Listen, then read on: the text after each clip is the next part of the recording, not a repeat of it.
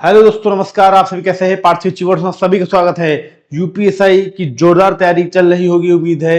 और यूपीएसआई के लिए जो मोस्ट इंपॉर्टेंट क्वेश्चन है, यूपीएसआई का सबसे बड़ा जो टारगेट है वो है इंडियन पॉलिटी, भारतीय राज्य व्यवस्था। तो भारतीय राज्य व्यवस्था को कवर करते हुए, भारतीय राज्य व्यवस्था को देखते हुए हम उसे फैक्ट और इंपॉर्टेंट महत्वपूर्ण क्वेश्चन लाए हैं, जो सिलेक्टेड क्वेश्चन जो आपके परीक्षा से संबंधित हैं। ठीक, मैंने क्या बताया था आपको, यूपी स्पेशल और इंडियन पॉलिटी के मोस्ट इंपॉर्टेंट क्वेश्चन यूपीएसआई के लिए मैं आपको प्रोवाइड करा रहा हूं। ठीक, तो शुरू करते क्वेश्चन की शुरुआत करते। बहुत अच्छे, बहुत प्यारे क्वेश्चन है। क्वेश्चन नंबर 1, यूपीएसआई द्वारा राष्ट्रपति द्वारा अध्यादेश तब जारी किया जाता है जब उन्हें लगता है कि अध्यादेश जारी किया जाना चाहिए। विवेक के आधार पर। सर्वोच्च न्यायालय राष्ट्रपति को सलाह देता है। सर्वोच्च न्यायालय क्या राष्ट्रपति को सलाह देता है कि अध्यादेश जारी करो। संसद एक प्रस्ताव पारित करती है या मंत्री परिषद राष्ट्रपति को सलाह देती है। तो अगर हम कहें राष्ट्रपति अध्यादेश कब जारी करता है, तो अध्यादेश को जब लगेगा कि हाँ पोजीशन गड़बड़ है, तब वो अध्यादेश जारी करता है। तो आंसर का सही है A. Option number A the right answer. राष्ट्रपति अध्यादेश जब जारी करता है जब उसको लगता है, वो अपने विवेक के आधार पे जारी करता है। ठीक, आगे क्वेश्चन चलते हैं। ये रहा क्वेश्चन आपके सामने। स्वतंत्र भारत में राज्यसभा की पहली बैठक किस वर्ष आयोजित की गई थी? 1950, 1952, 1953, 1954। तो दोस्तों इसका आंसर क्या होगा? देखिए, क्वेश्चन बहुत अच्छा क्वेश्चन है, बहुत प्यारा क्वेश्चन है। तो स्वतंत्र भारत में राज्यसभा की जो पहली बैठक हुई थी तो 1952 में हुई थी। 1952 में राज्यसभा की पहली बैठक हुई थी। ठीक, आगे चलते हैं समय को वेस्ट न करते हुए। भारत संविधान का कौन सा अनुच्छेद एक वित्तीय वर्ष के लिए सरकार की अनुमति, प्राप्तियों और व्ययों को विवरण प्रस्तुत करना अनिवार्य बनाता है?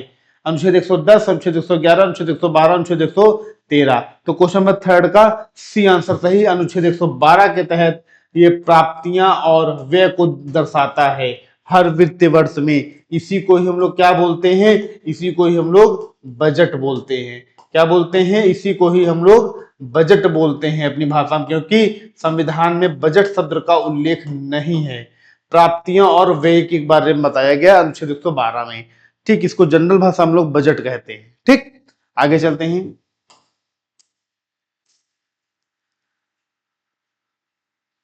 भारत में लोकसभा और विधानसभाओं के चुनाव के लिए निम्नलिखित में प्रणाली का उपयोग किया जाता है? अनुपातिक प्रतिनिधित्व प्रणाली, कार्यात्मक प्रतिनिधित्व प्रणाली, क्षेत्र प्रतिनिधित्व या सामुदायिक प्रतिनिधित्व प्रणाली लोकसभा और विधानसभाओं के चुनाव में। तो इसका सही आंसर दोस्तों क्या होगा? तो इसका सही आंसर क्षेत्र प्रतिनिधित्व। एक क्षेत्र कहते नहीं, विधानसभा क्षेत्र, ये किस विधानसभा क्षेत्र से हो? तो क्षेत्र ना। अनुपातिक प्रतिनिधित्व तो राष्ट्रपति के चुनाव में होता है प्रयोग। कार्यात्मक प्रतिनिधित्व इसका कोई मतलब नहीं, कार्य तो बहुत लोग करते रहते हैं। सामुदायिक प्रतिनिधित्व, सामुदायिक भी कोई मतलब नहीं। तो क्षेत्र, एक क्षेत्र का ही कैंडिडेट चुन के जाता है विधानसभा व लोकसभा में। ठीक, तो लोकसभा विधानसभा चुनाव के लिए कौन सा प्रणाली है? तो आपका क्षेत्रीय प्रतिनिधित्व प्रणाली। ठीक, नेक्स्ट क्वेश्चन पे आते हैं। ये रहा, निम्नलिखित में कौन सा लेख वार्षिक वित्त विवरण बजट से संबंधित है? देखो रिपीटेड क्वेश्चन आ गया, बस क्वेश्चन इस बार क्या, इन्होंने बजट शब्द का प्रयोग कर दिया क्वेश्चन में। अनुच्छेद 108, अनुच्छेद 110, अनुच्छेद 112, अनुच्छेद 115। तो मैंने आपको बताया था आर्टिकल 112 112 के तहत। ठीक, नेक्स्ट क्वेश्चन चलते हैं।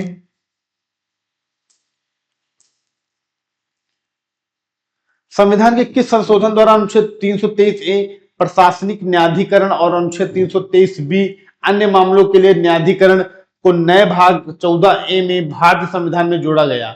संविधान का 40वां संविधान संशोधन, भारत संविधान का 41वां संशोधन अधिनियम, संविधान का 42वां संशोधन अधिनियम या संविधान का 43वां संशोधन अधिनियम? तो इसका जो सही आंसर क्या होगा बताइए? तो सी 42वां संविधान संशोधन। ये बहुत बार पूछा गया, सबसे ज्यादा सबसे बड़ा चेंजिंग जो कॉन्स्टिट्यूशन अमेंडमेंट था वो 42वां ही था। ठीक, आगे सबसे ज्यादा बदलाव जो होता है संविधान संशोधन तो 42वां संविधान संशोधन के तहत ही हुआ था। ठीक, नेक्स्ट क्वेश्चन चलते हैं। निम्नलिखित में कौन सा अनुच्छेद 1976 के 42वें संविधान संशोधन द्वारा भारतीय संविधान में जोड़ा गया था? क्योंकि भारत 1972 के स्टॉकहोम सम्मेलन का हस्ताक्षर करता था। स्टॉकहोम सम्मेलन किसके लिए था? ये पर्यावरण के लिए होता है, पर्यावरण के लिए, इन्वायरमेंट जिसे बोलते हैं।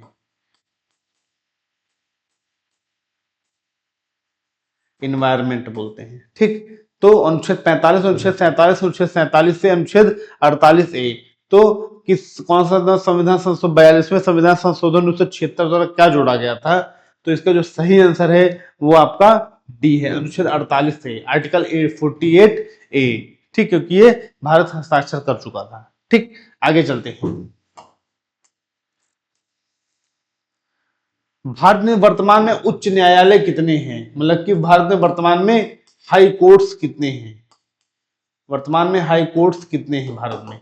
20, 22, 24, 25। तो भारत में वर्तमान में 25 हाई कोर्ट है, 24 उच्च न्यायालय है, 25 हाई कोर्ट भारत में वर्तमान में स्थित हैं। ठीक, और एक उच्च न्यायालय 1 से 2 राज्यों को भी मैनेज करता है, ये भी जान जाइए। नेक्स्ट, निम्नलिखित में यह कौन तय करता है कि राज्य में विधान परिषद होनी चाहिए या नहीं? राष्ट्रपति, राज्यपाल, विधानसभा या मुख्यमंत्री? वह कौन निर्धारित करता है, कौन तय करता है कि राज्य में विधान परिषद होनी चाहिए कि नहीं होनी चाहिए? बहुत अच्छा, बहुत प्यारा क्वेश्चन है। तो इसका सही आंसर है सी, विधानसभा। जो हर एक राज्य की विधानसभा होती है वो तय करती है कि विधान परिषद होनी चाहिए कि नहीं, मतलब MLC, member of legislative council, तो विधानसभा के सदस्य। ठीक, नेक्स्ट,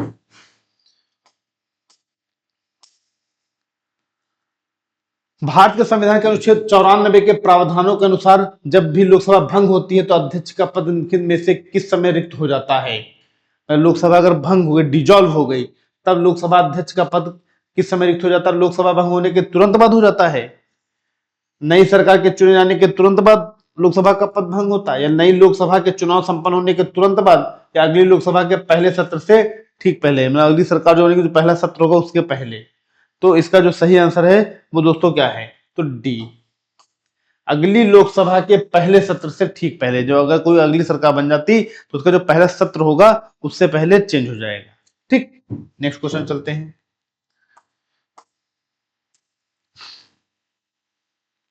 संसद के निम्नलिखित में से कौन सी समिति सदन की अवमानना के प्रश्न पर विचार करती है? चयन समिति, विशेषाधिकार समिति, याचिका समिति, या इनमें से कोई नहीं? बहुत अच्छा क्वेश्चन है, तो इसका सही आंसर बी है, विशेषाधिकार समिति। कौन सी है? विशेषाधिकार समिति। यह समिति काम होता है संसद में जो कार्यवाहियां हो रही, संसद में जो कार्य हो रहे हैं उनको मैनेज करना, और साथ ही साथ कोई भी उपद्रव या कोई भी बदतमीजी ना हो तो उसको मैनेज करना विशेषाधिकार की समिति काम होता है। इसमें कुल 15 सदस्य होते हैं, इसमें कुल 15 सदस्य होते हैं, 15 मेंबर होते हैं। ठीक है, बहुत प्यारा क्वेश्चन है। नेक्स्ट क्वेश्चन पे आते हैं। कोई व्यक्ति भारत के राष्ट्रपति के रूप में कितनी बार निर्वाचित हो सकता है? भारत के राष्ट्रपति के लिए अगर चुनाव होना है तो कितनी बार राष्ट्रपति बन सकता है? कोई रोक नहीं, 1 बार, 2 बार या 3 बार। तो भारत में राष्ट्रपति बनने के लिए कोई रोक नहीं, आप 1 बार बनो चाहे 10 बार बनो। तो option number A is the right answer, कोई रोक नहीं। ठीक, नेक्स्ट क्वेश्चन पे, निम्नलिखित में से किस प्रावधान के लिए संसद में विशेष बहुमत की आवश्यकता होती है? किस प्रावधान के लिए विशेष बहुमत की आवश्यकता होती है? नए राज्यों के निर्माण के लिए विशेष बहुमत जरूरी है? नहीं, ऐसा तो है नहीं यार, नया राज्य कहीं बन रहा तो वहां के अगल बगल राज्य डिस्टर्ब होंगे, तो सबको तो जरूरी नहीं। राज्य में विधान परिषदों का उन्मूलन, तो भैया हर राज्य में तो विधान परिषद है नहीं। संसद में नियम और प्रक्रियाएं, जो संसद में रूल और प्रोसीजर है उसके बारे में। ठीक, विशेष बहुमत या मौलिक अधिकारों में परिवर्तन, जो हमारे फंडामेंटल राइट्स है उसमें परिवर्तन, तो उसके लिए विशेष बहुमत की आवश्यकता है। तो इसका सही आंसर आपका कौन सा होगा? तो डी, मौलिक अधिकार, fundamental right. Option number D, fundamental right में अगर परिवर्तन होगा तो उसमें विशेष बहुमत की आवश्यकता है। ठीक, नेक्स्ट क्वेश्चन चलते हैं।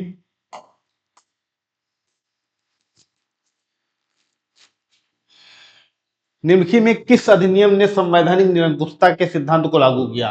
भारतीय परिषद अधिनियम 1891, भारत सरकार अधिनियम 1919, भारत सरकार अधिनियम 1935, भारत की स्वतंत्रता अधिनियम 1947। तो दोस्तों इसका सही आंसर क्या होगा आपका? तो सही आंसर होगा ये, भारत सरकार अधिनियम 1935। क्वेश्चन है, निम्नलिखित में किस अधिनियम ने संवैधानिक निरंकुशता सिद्धांत को लागू किया? मतलब भारत संविधान का जो लगभग 50% जो चीजें हैं वो इसी से ही ली गई, भारत सरकार अधिनियम 1935 से ही। ठीक, तो इसलिए 1935 को ही को संवैधानिक निरंकुशता का सिद्धांत बताया गया। ठीक, भारत परिषद अधिनियम 1935 को। Option number C is the right answer, correct. Next question चलते हैं। भारत संविधान की प्रस्तावना के बारे में ये शब्द किसने कहे हैं कि प्रस्तावना संविधान का सबसे अनमोल हिस्सा है, यह संविधान की आत्मा है, यह संविधान की कुंजी है, यह संविधान में जड़ा एक रत्न है, यह एक ऐसा सटीक मापदंड है जिससे संविधान के महत्व को मापा जा सकता है। सर अल्लाद कृष्ण स्वामी अय्यर, जवाहरलाल नेहरू, पंडित ठाकुरदास भार्गव या के एम मुंशी। तो इसका सही आंसर जो है 15 का वो आपका सी सही है। पंडित ठाकुरदास भार्गव ने बात बोली थी कि संविधान की प्रस्तावना क्या है। ठीक है, क्वेश्चन समझ में आ रहा है? बहुत अच्छे क्वेश्चन है बच्चे, यही क्वेश्चन पेपर में बार बार आ रहे हैं, तो आप लोग इन पे बहुत फोकस करिए, बहुत सिलेक्टेड क्वेश्चन है आपके एग्जाम ओरिएंटेड। ठीक, आगे चलते हैं।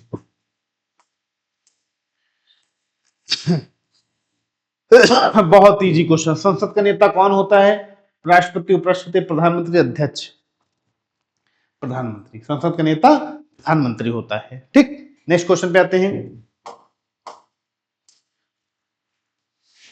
राष्ट्रपति के इस्तीफे या पद से हटाए जाने या मृत्यु हो जाने पर, कोई भी कारण से अपने कर्तव्यों का पालन करने में असमर्थ होने पर उपराष्ट्रपति कितने समय तक राष्ट्रपति के रूप में कार्य कर सकता है? वाइस प्रेसिडेंट जो वाइस प्रेसिडेंट है वो जब तक नया प्रेसिडेंट नहीं आएगा तब तक वो कार्य करता रहेगा। 1 वर्ष, 9 महीने, 6 महीने या 3 महीने। मतलब कोई भी राष्ट्रपति अगर अकस्मात उसकी मृत्यु हो जाती है, किसी दौरे पे गया है, किसी छुट्टी पे गया है, तो उपराष्ट्रपति कितने दिनों तक राष्ट्रपति के पद पर बैठ सकता है? ये क्वेश्चन पूछा जा रहा है। ठीक, क्वेश्चन अच्छा है, क्वेश्चन बढ़िया है। तो ऑप्शन नंबर सी, 6 महीने तक उपराष्ट्रपति राष्ट्रपति की कुर्सी पे बैठ सकता, उसके बाद मतलब उसी दौरान ही नया राष्ट्रपति चुन लिया जाए। ठीक, आगे चलते हैं।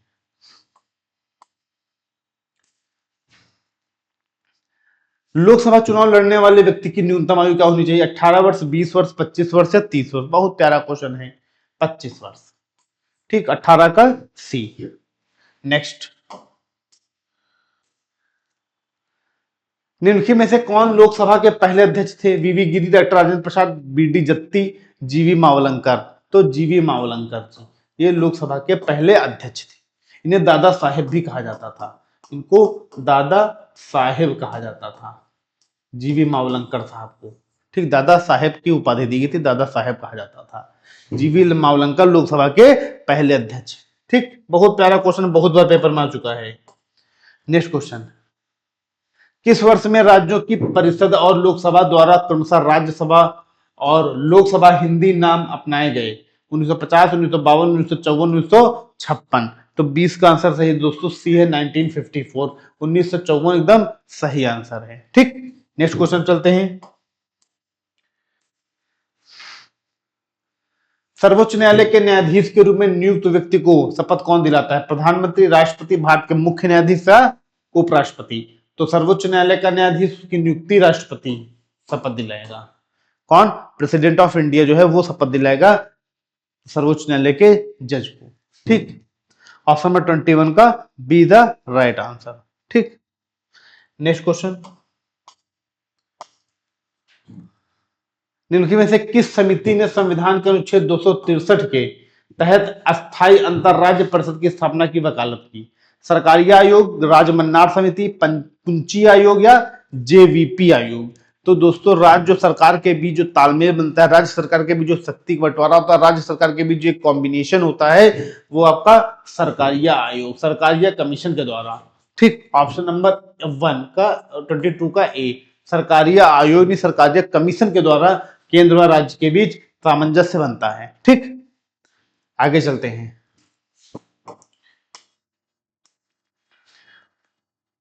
राज्य के राज्यपाल के बारे में निम्नलिखित में से कौन सा कथन सही है?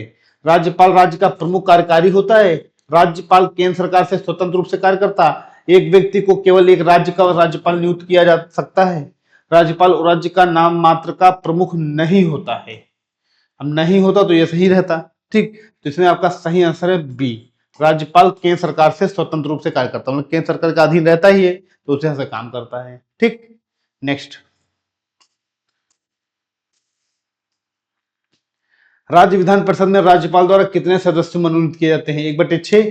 राज्य की जो विधान परिषद है एमएलसी, लेजिस्लेटिव काउंसिल में राज्यपाल द्वारा कितने सदस्यों को मनोनीत किया जाता है? 1/6, 1/3, 1/5, 1/4? तो इसका सही आंसर ए है, 1/6। ठीक, जैसे मान लो हम यूपी में पूछ रहे हैं यूपी में 100 सीटें हैं, तो 100 सीटों का 1/6, 6 के न 6, 4, 6 36, तो 16 सीट जो होंगी वो राज्यपाल अपॉइंट करेगा, राज्यपाल नियुक्त करेगा। ठीक, next question and last question, Bharat के अटॉर्नी जनरल के संबंध में निम्नलिखित में से कौन सा कथन सही है? उन्हें भारत के भूभाग में सभी न्यायालयों में उपस्थित होने का अधिकार है, उन्हें संसद के दोनों सदनों की कार्यवाही में बोलने और भाग लेने का अधिकार है, उन्हें वे सभी विशेषाधिकार और मुक्तियां प्राप्त नहीं होती जो संसद सदस्य के उपलब्ध होती हैं। तो इसमें कौन सा सही है? केवल एक, उन्हें भारत के भूभाग में सभी न्यायालयों में उपस्थित होने का अधिकार है। ऑप्शन बी 1 और 2, नहीं, उन्हें संसद के दोनों सदनों की कार्यवाही में बोलने और माफ करना, बोलने और भाग लेने का अधिकार है। सी 2 और 3, डी ये तीनों। तो इसका सही आंसर दोस्तों बी है, केवल 1 और 2, मतलब ये सही और ये सही।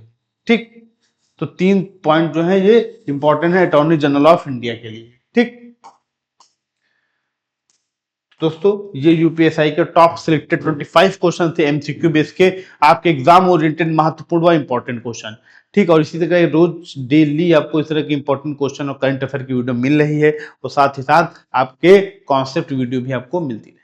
ठीक दोस्तों, तो आज क्लास हम ये रखते हैं, नेक्स्ट क्लास आपको हम कल मिलेंगे नए क्वेश्चन, नए टॉपिक, नए बेहतरीन अच्छे क्वेश्चन के साथ। ओके दोस्तों, थैंक यू, धन्यवाद, नमस्कार, जय हिंद, जय भारत।